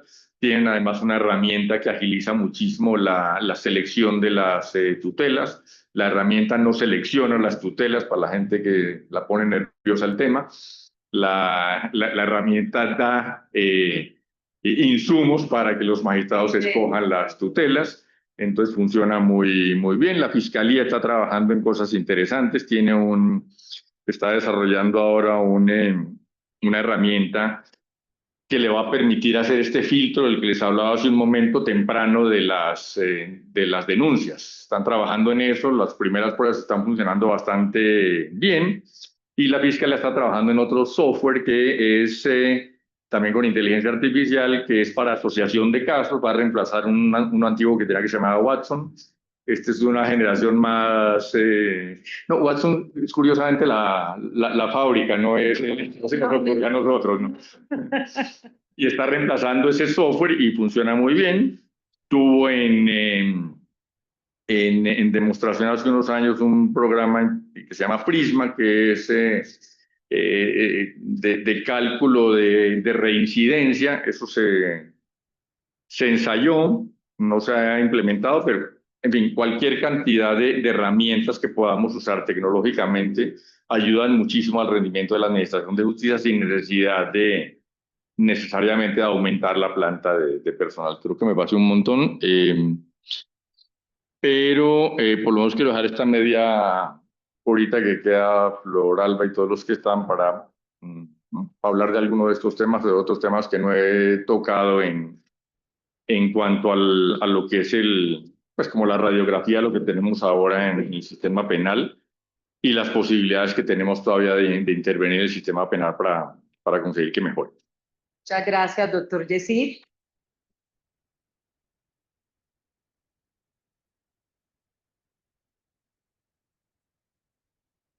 No, estimado doctor Yesid, muchísimas gracias. Muchas preguntas como me lo imaginé, contrario a lo que debo decirle que le dije, tenemos muchas cosas para hablar. Contrario a lo que usted se imaginaba, ha sido una conferencia que me ha dejado muchas inquietudes y estoy muy complacida de oírlo. Y también quiero decirle algo para que ha tenido usted. Es un éxito, ¿no? 43 personas, y eso que no quiso que lo hiciéramos en un auditorio, pero 43 personas conectadas online, más aquí en este auditorio caben unas 35 personas, o sea que es una de nuestras conferencias más exitosas en cuanto a la multitud. Y repito, recalco mucho estudiantes de pregrado, estudiantes de posgrado y, ¿por qué no?, Vicente Pérez, que se bajó de sus Corte Suprema de Justicia, gracias por estar aquí. Voy a decir algunas personas que de su equipo, del departamento, está Jason Alexander Andrade conectado, y también ahí está muy silente, pero muy atento, el doctor Jaime Córdoba Triviño, quien también nos ha acompañado durante muy juicioso, y agradezco muchísimo, y con el que tuve la oportunidad de hablar sobre cómo podríamos poner al doctor Yesid Reyes en este atono con el tema penal. Y creo que, doctor Yesid, en realidad su inventario de problemas deja muy determinado. Yo quiero muy claro la cuestión, quiero hacer a manera de relatoría o a manera de poder contribuir un poco a lo que usted ha dicho en frente a las críticas y las problemáticas del sistema adversarial, como usted lo llama, el sistema penal acusatorio. Voy a empezar por lo último que usted dice. Y es que ojalá la decanatura de nuestra Facultad de Derecho, bueno, ojalá, no estoy completamente convencido que la doctora Milsen así lo va a hacer, pero en la nuevo plan de estudio, doctor Yesid, le doy la buena noticia que en la metodología y práctica existe un componente que es oralidad y creo que esa asignatura necesariamente, yo siempre cuando la miraba, cuando analizábamos el plan de estudio, la miraba siempre pensando que esa es una asignatura que necesariamente debería estar encabezada o liderada por el Departamento de Derecho Penal, porque es donde se van a determinar las competencias de los estudiantes para enfrentar el sistema adversarial, que no solamente en el sistema penal, sino también en la oralidad en materia laboral y lo que se viene en torno a lo que está a la vuelta en el día, en la actualidad, son los temas de la oralidad. Entonces creo que me encanta que darle esa buena noticia, aunque no me corresponde a mí, sino que lo he visto y que me parece interesante. Interesante también ver sus preocupaciones frente a los límites constitucionales a la libertad y la detención preventiva, que sigue siendo un momento, solo que me gustaría lograr de usted como cuáles son esas nuevos, perdóneme la expresión coloquial, boquetes que se le abren a la detención preventiva, que ha hecho una reducción importante, que es uno de los problemas de poner a tono el derecho penal con el derecho constitucional y la protección de la libertad. Hay otro tema que usted lo vio en la primera parte, cuando hablaba de esas nuevas enfoques o los enfoques contemporáneos del derecho penal, y hablaba del derecho penal económico, y es la responsabilidad penal de las personas jurídicas también como otro tema para poner, pues aquí está todo el tema de la regulación, del derecho regulatorio, el enfoque de género en el sistema penal, ese diálogo que hay entre los jueces constitucionales y los jueces penales, en materia del sistema penal acusatorio, el crimen organizado y la macrocriminalidad, y la inteligencia artificial y el derecho penal, que fue de lo último que tuvo en cuenta, y cómo determinar el derecho penal de las garantías. Y al final volvemos al inicio, y en realidad el derecho penal es la última ratio, y siempre queremos que el derecho penal sea la última herramienta que utilicemos, pero en últimas la ciudadanía lo que más quiere es utilizar el derecho penal, y en lo que más se siente como gratificada el derecho penal, y hasta qué punto nosotros tenemos que ayudar a educar a la gente que no necesariamente la privación de la libertad, ni la detención, ni la cárcel es lo único con lo que determinamos esto. Pero también mirar lo que usted está diciendo de no todo tiene que ser justicia restaurativa, y no a todo se le puede aplicar la justicia restaurativa, y determinar diferentes procedimientos, como bien los planteó en su exposición.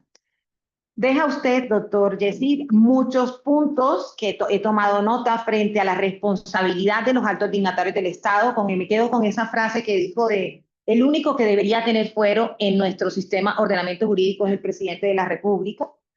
Y también frente a las facultades que tiene la Fiscalía General de la Nación. Tendremos aquí el próximo semestre hablando tanto de la Fiscalía, a un miembro también de su grupo del Departamento de Derecho Penal, el doctor Barreto, hablando del papel de la Fiscalía en la administración de justicia, y creo que he tomado mucha nota de lo que usted ha dicho para eso. Bueno, pero no quiero acaparar la palabra aquí emocionada con el doctor Yesid Reyes, y le propongo, doctor Yesid, que tomemos unas preguntas, y usted pues las puede resolver como usted quiera. Es decir, si usted quiere uno por uno, pero creo que es mejor que usted tomemos un grupito de 5 y luego las contesta, lo que usted prefiera. Bueno. No sé, Adri, si me puedes ayudar en el chat. Creo que Pablo Andrés Vanegas está con una... Listo, vale. Yo te la leo, Pablo, o si quieres abrir el micrófono, Adriana te lo puede abrir. Pero aquí, a ver, Camilo, Freddy, ¿quién más por aquí? Laura, Camilo, Freddy, Laura ya, y Pablo. Y con eso nos vamos. Ya puede hablar Pablo. Pablo, si quieres, intentemos oírte. Si quieres prender tu... Rafael Cuentas, ahí le manda saludos. No sé si lo conoce, pero... porque nos manda un saludo muy cariñoso, ¿no? Un saludo como saludo a las universidades con cariño. Pablo. Sí, doctora, no sé si se me escucha bien. Dale, Pablo, te escuchamos. Bueno, muchas gracias, profesor Yesid, por esa conferencia, profesora Floral, por esa cátedra.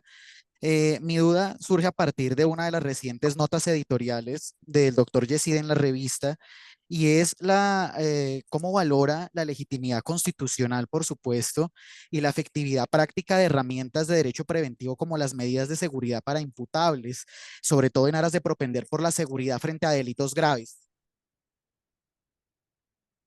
Muchísimas gracias, Pablo Andrés Vanegas. Freddy. Gracias, doctora. Camilo. Sí, ponte aquí de pie. Bueno, sí. Con ese tono barranquillero.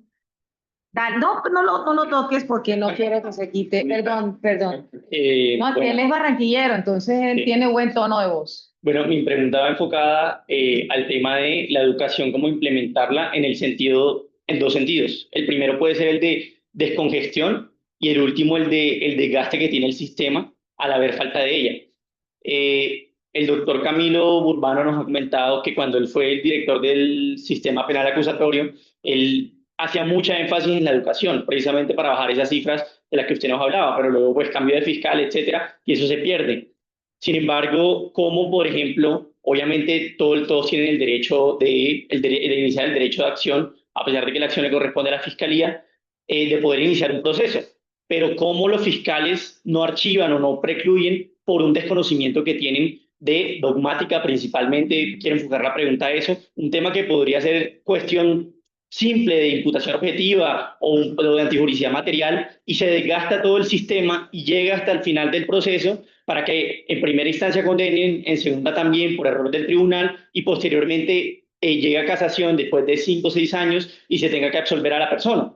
También la persona que de pronto tenía una medida, etcétera, estaba privada de la libertad y tiene que pasar todo ese proceso para que al final se absuelva y por supuesto crea esas cifras que para el mundo público suelen ser escandalosas. No solo en materia de fiscalía o de jueces, sino también, ya que estamos aquí en un espacio constitucional, en materia de los defensores públicos, ¿sí? Muchas personas de pronto cuando no ameritaban pena terminan condenados por desconocimiento de la defensa que presentan, ya que no tiene una actualización y pues para nadie es secreto, gente, penalistas que todavía siguen en escuelas como el finalismo y no se ha dado una actualización en Colombia, entonces pues ese plano político, cómo podría haberse influenciado a través de la educación para desgastar menos el sistema, bajar esas cifras y por supuesto que la administración de justicia a la que todos deben tener acceso pueda ser mucho más eficiente, que es lo que se busca. Muchas gracias, Camilo. Freddy, puedes poner, bueno, como quieras ahí. Doctor. Hola, Freddy. Bueno, mis preguntas son dos, aunque están relacionadas y en parte se contraponen. La primera es referente a, si bien, pues, no está, pues, considero, muchos hemos sido, digamos, víctimas de hurto, por ejemplo. ¿Cuál sería una de las posibles soluciones a, digamos, si bien usted nos ha hablado mucho de las cifras que maneja, pues, digamos, la Fiscalía respecto a una sobrecarga laboral, pero también digamos que es percepción general que muchas veces hay falta de denuncias precisamente por, digamos, pues falta de confianza en la institución o pues porque se ve que el mecanismo para denunciar suele ser muy lento o pues otras falencias que tienen.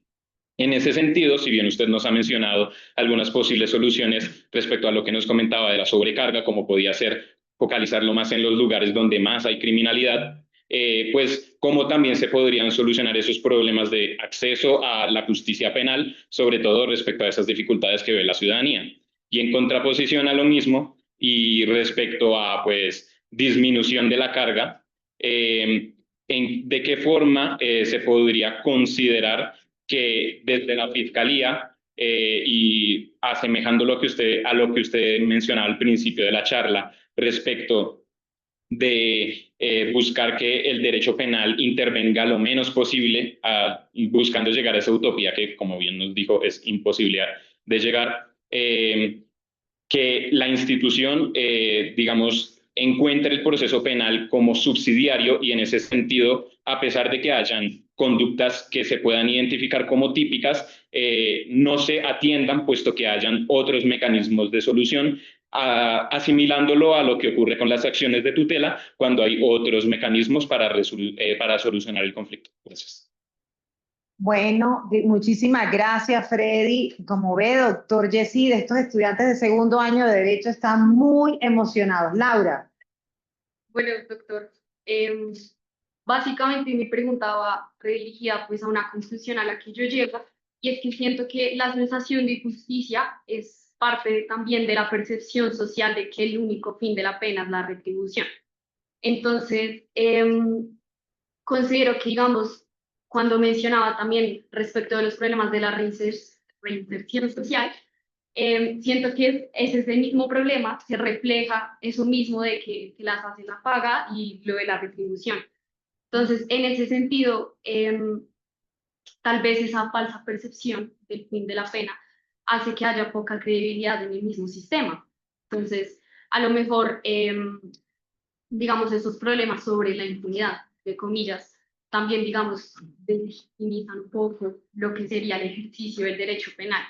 Entonces, ¿hasta qué punto puede ser más sencillo, como mencionaba respecto del proyecto que se presentó ante el Congreso, como hacer una diferenciación entre, digamos, ciertos procedimientos? Porque también hay que entender que digamos que se tiene que adaptar un poco el derecho penal a lo que pasa y a la nueva resignificación de los bienes jurídicos. Entonces, ¿hasta qué punto puede ser como eso una vía factible pues, para solucionar ese problema y también, digamos, para darle un poco más de legitimidad al sistema y al derecho penal. Muchísimas gracias, Laura. Vicente. Maestra, yo le cedo la palabra. Vale. Doctor Yesid, quiero leer antes para cerrar y decir, de las personas que están conectadas a la sesión por Zoom, hay un señor Aristides Ciufetelli que dice que si usted estima que la IA puede ser una alternativa para hacer más viable la administración de justicia y no utilizar camiones en la Corte Constitucional. Y el señor Rafael Cuentas Moreno, además de mandarle un saludo y agradecernos por esta sesión, quisiera tener una opinión suya acerca de la implementación de una fase intermedia o de control material de la acusación que puede delimitar. Y Pablo, ya le hice una pregunta, pero luego me manda otra pregunta y me dice que le pregunte esto. ¿Cómo valora la respuesta del derecho penal a los retos que hemos visto en materia electoral? A propósito de los ejercicios democráticos que se avecinan, como la transhumancia, la corrupción electoral, la financiación de campañas y esto. Entonces, mi querido Pablo, no te estoy dando toda la credibilidad de la pregunta, no quiero quitar. No quiero cogerme esa autoría. Muy bien. Doctor Yesid, como ve, lo tengo que volver a invitar, por lo que veo. Bueno, varias cositas.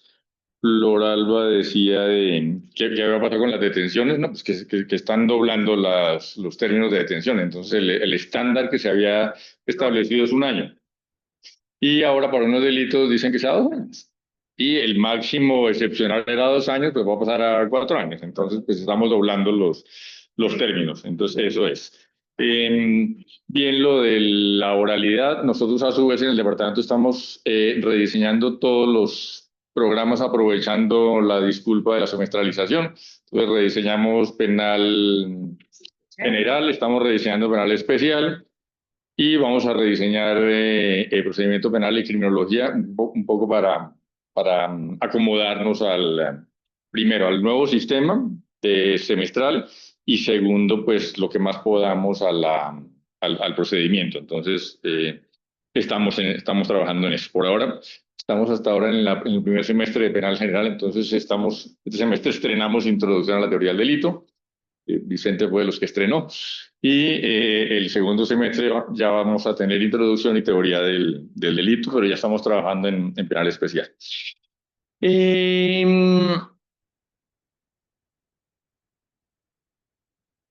¿Por qué el derecho penal no es bueno para prevenir delitos? Porque siempre llega tarde. O sea, el derecho penal se dedica a castigar delitos. Entonces uno le puede pedir al derecho penal que intervenga antes del delito, porque lo que le dicen es, en cuanto haya un delito, usted castigue. Entonces el derecho penal es fundamentalmente reactivo. Entonces le estamos pidiendo al derecho penal cosas para las que no nació. Lo que pasa es que la gente dice, sí, pero es que ahí olvida usted que la pena asusta. Y como la pena asusta, puede tener un efecto marginal de prevención. 2 cosas. Primero, puede ser un efecto marginal de prevención, pero el derecho penal no está hecho para eso, sino fundamentalmente para castigar delitos. Y segundo, si fuera cierto que las penas acaban el delito, pues ya hace rato no habría delitos. Estamos poniendo penas desde 2000 años antes de Cristo, que se recuerde, y seguimos con delitos. Entonces el derecho penal es un derecho penal que es fundamentalmente reactivo y nosotros tenemos que comenzar a ser conscientes de eso porque tiene mucho que ver con lo que decía Laura de los fines de la pena. El derecho penal, como es reactivo, la pena es retributiva. O sea, no es un tema de si es fin de la pena o no es fin de la pena. ¿A uno por qué le ponen una pena? Pues cometió un delito. Eso es un input y un output. Entonces, clarísimamente es retributiva. La pregunta no es, o no debería ser, me parece que en eso tenemos una confusión muy grande, la pregunta no es si la retribución está ahí, sino si la retribución es lo único que hace la pena. Y en eso estoy de acuerdo con Laura, no es lo único. Pero evidentemente es retributiva. El que no comete un delito no le pone una pena. Solo se la pone al que comete un delito pues es claramente una retribución. Y esa retribución, aprovecho ahí y le contesto a Laura, la gente no la suele entender. La retribución supone afectación de un derecho fundamental. No más, pero no menos. Es gravísimo. Afectación del derecho a la libertad. Entonces, menciono un ejemplo. Hay personas a las que condenan a, yo que sé, 3 años en domiciliario. Entonces la prensa dice, pero es que el señor tiene televisor. ¿No? ¿Y la pena en qué consiste? ¿En no ver televisión? La pena consiste en estar privado de la libertad. Es que tiene una cama muy grande. ¿Y la pena en qué consiste? ¿En dormir en camas pequeñas? No, es que la casa de él es muy grande y la pena consiste en vivir en casas pequeñas. La pena consiste en privación de la libertad y la gente no lo entiende. Entonces la gente se queja mucho de las condiciones de libertad. Por cierto, en Europa hay estándares que dio Bruselas sobre el tamaño mínimo de las cárceles, que no cumplimos nosotros en Colombia ni de riesgos. O sea, las cárceles tienen que tener, las celdas tienen que tener unas medidas mínimas para garantizar dignidad. Entonces, parte de lo que pasa, Laura, es que la gente no entiende que la pena de prisión es privación de la libertad, pero no significa que duerman mal, que los alimenten mal, que no puedan ver televisión. Uno va a Europa, a España, pues todos los presos tienen televisor en su cuarto. Todos tienen una televisión en su cuarto, porque es que la pena no es que no puedan ver televisión o que no estén cómodos. La pena es privarlos de la libertad. Es que a veces se nos olvida lo que es la libertad. La libertad es uno de los derechos fundamentales más importantes que tenemos. Afectar la libertad individual es gravísimo, para que encima estemos pidiendo que la afectación de la libertad sea en muy malas condiciones. Y ya en Colombia pues tenemos problemas adicionales porque en teoría una cárcel debe tener unas condiciones de vida ligeramente inferiores a las que hay en la calle, a las peores de la calle, quiero decir. Y en Colombia no pasa eso. En Colombia hay muchas cárceles que tienen mejores condiciones que las peores condiciones de vida en la calle. Y eso me permite empatar ahí con una de las preguntas de Pablo, porque el derecho penal desde la década del 70, con la criminología crítica, empezó a virar mucho hacia a lo que llaman la resocialización como un fin de la pena. Y la resocialización tiene muchísimos problemas. Es un discurso muy bonito, pero aparte de bonito genera muchísimos problemas desde el punto de vista práctico. El primero, que parece un contrasentido, pero si uno aplica estrictamente la resocialización como fin de la pena, las penas tienen que ser indeterminadas. Porque si la pena resocializa, una persona debe pagar la pena hasta que esté resocializado. Eso, curiosamente, la cantidad de defensores de resocialización de la pena lo ocultan. Pero es verdad, si la pena resocializa, ¿yo cómo dejo salir de la cárcel a una persona que no está resocializada? Es un contrasentido. Y al contrario, una persona que comete un delito y no necesita más de un par de días para resocializarse, que pasa muchísimo, especialmente con delitos imprudentes, pues no debería estar en la cárcel.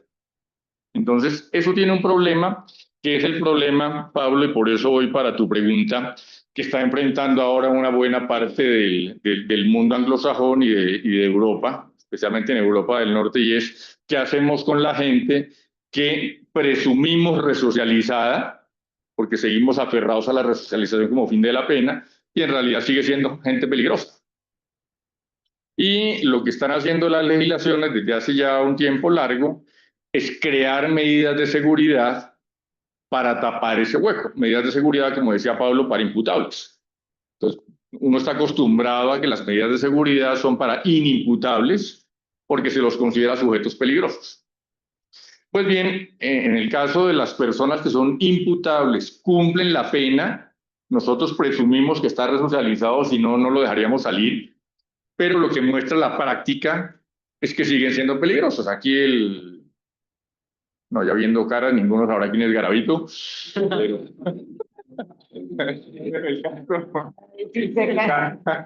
el caso de Garavito era clarísimo. O sea, Garavito ya no había cometido más delitos, pues no se lo podía salir. Entonces siempre había una forma de tener a Garavito guardado. Una forma de tener Garavitos guardados es medidas de seguridad para imputables. Y eso se está usando en Estados Unidos, en Inglaterra, en Holanda, en los países del norte de Europa, y tienen como propósito, Pablo, justamente tapar ese vacío que generan las penas. Si las penas no son capaces de eliminar la peligrosidad porque no están orientadas a eso, algo tiene que hacer el Estado para manejar esa peligrosidad de la ciudadanía o de alguna parte de la ciudadanía. Y a otra discusión es quién va a manejar las medidas de seguridad.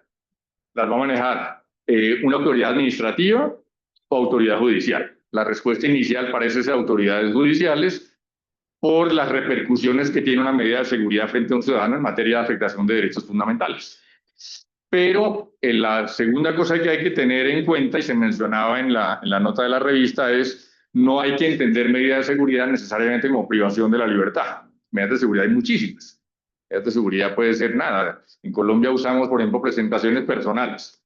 Que la persona se presente personalmente con cierta periodicidad ante los jueces, que no abandone una determinada ciudad, que no visite una determinada ciudad, que no se acerque, que lo vemos mucho en películas norteamericanas, que no se acerca a tanta distancia de la persona, etc.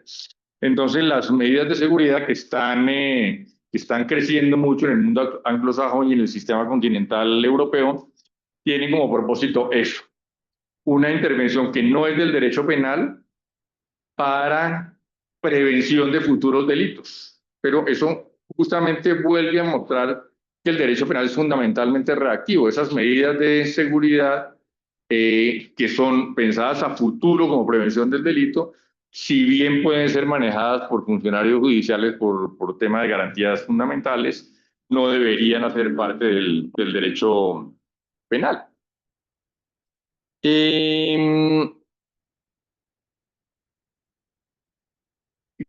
Camilo, sí, el problema de educación es un problema grande en términos generales y en términos específicos. Aquí es verdad que hay mucho funcionario que no está actualizado, pero es que tenemos un problema también general de formación de abogados. En Colombia nosotros formamos abogados polifacéticos. Entonces nosotros después de 5 años, cualquiera de nosotros que ha estudiado Derecho puede salir a hacer cualquier cosa. Puede ser profesor, puede ser juez, puede ser fiscal, puede ser litigante, puede ser asesor de una empresa, puede ser árbitro o puede ser notario. Eso, si fuéramos médicos, sería inconcebible. Uno no sale de médico a ser cardiólogo y neumólogo, no. Hay que tener una formación muy especializada para dedicarse a una de estas actividades. Nosotros en Colombia no la tenemos, pero además tampoco hay, si no hacemos eso en pregrado como hay en otros países, por lo menos hacer un año de formación adicional para que uno sea juez o funcionario judicial, manejar un juzgado, manejar un despacho de un magistrado, manejar una fiscalía, requiere condiciones de administrador, no solamente de conocimientos judiciales. Entonces, es un gestor, es una pequeña empresita, no lo digo porque tenga fines económicos, que evidentemente los tiene, pero usted dice que tienen 12, 16 más los... Más los dos somos 19 en total. O sea, es manejar una empresa de 20 personas. Eso hay que saberlo manejar y nosotros no le enseñamos eso a los funcionarios judiciales. Entonces, en otros países hay una formación básica de derecho y luego cada uno escoge qué hacer. Entonces, si usted quiere ser profesor, por ejemplo, en Alemania para ser profesor es obligatorio hacer el doctorado y después del doctorado hay que hacer un trabajo de habilitación y un examen de habilitación. Sin eso no se puede ser profesor. Aquí en Colombia pues estamos un poco con la moda del doctorado para tener el doctorado. En Alemania si uno no va a ser profesor, ¿para qué hace el doctorado? Es un camino completamente distinto de los otros. Entonces sí tenemos un problema de formación general en Colombia, pero yo creo que deberíamos especializar el último año. Lo ideal es que la carrera de Derecho bajara de 5 años a 4 años y ese último año se dedicara a formar a la gente en lo que quiera, en litigar, en ser juez, en ser notario, en ser fiscal. Eso es un pendiente que tenemos todavía. y que Camilo Burbano sufrió en la fiscalía y por eso se los comenta. Freddy, sí hay muchísimas fallas de acceso a la justicia. Hay un tema que no mencioné, pero es muy importante y una de las cosas que puede ayudar a mejorar el sistema es acercar la justicia al ciudadano. Si uno no logra acercar la justicia al ciudadano, eso es un problema. Si a uno le dicen, mire, tiene que ir 2 horas desde, yo qué sé, desde Toberina para Lo Quemado a presentar la denuncia, pues hombre, el celular no vale tanto al final. Para ir allá y devolver y volver a los 15 a saber cómo le fue. Y no, nadie hace eso. Tiene que ser todo lo más cercano al ciudadano posible. Y en eso, por ejemplo, herramientas de inteligencia artificial o simplemente de tecnología, Aristides, son muy útiles. Ese es uno de los... Hace unos años se tuvo una primera herramienta de una especie de chatbox un chatbot muy primitivo, digamos, en tecnología 10 años es muchísimo tiempo, pero funcionaba muy bien. Hoy lo está rediseñando la Fiscalía y era lo que les decía hace un momento. Es una herramienta con la que uno puede interactuar para formular denuncias. La herramienta le responde a uno y la herramienta hace las primeras diligencias de gestión con esa denuncia. Eso es importante porque es una forma de acercar la justicia al ciudadano. O sea, si yo no tengo que ir hasta Palo Quemado a formular la denuncia y tengo una respuesta de la Administración de Justicia, pues yo estoy más tentado, Freddy, a ir a un proceso, a denunciar, a hacerle un seguimiento. Es como lo que hacemos ahorita con la Corte Constitucional que mencionaba. Ahora ya no da ninguna pereza seguir los procedimientos en la Corte Constitucional porque se hacen desde la casa o desde la oficina a través de los computadores.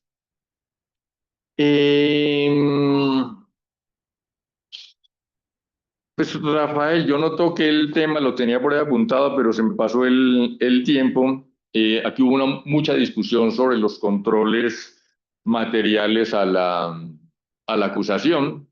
Creo que sigue siendo un tema muy debatido. Eso, yo creo que al final vamos a terminar, como veo la jurisprudencia hacia donde se está moviendo, creo que vamos a terminar teniendo controles materiales en la acusación, que me parece útil como un filtro o como un control adicional para los fiscales. Sería la forma que tendría los jueces de limitar abusos de la fiscalía. En los países anglosajones pasa mucho que los jueces no reciben denuncias a las que no le vean mucho futuro. Se lo dicen directamente a los fiscales, mire, vaya a trabajar un rato más y vuelva cuando tenga algo mejor.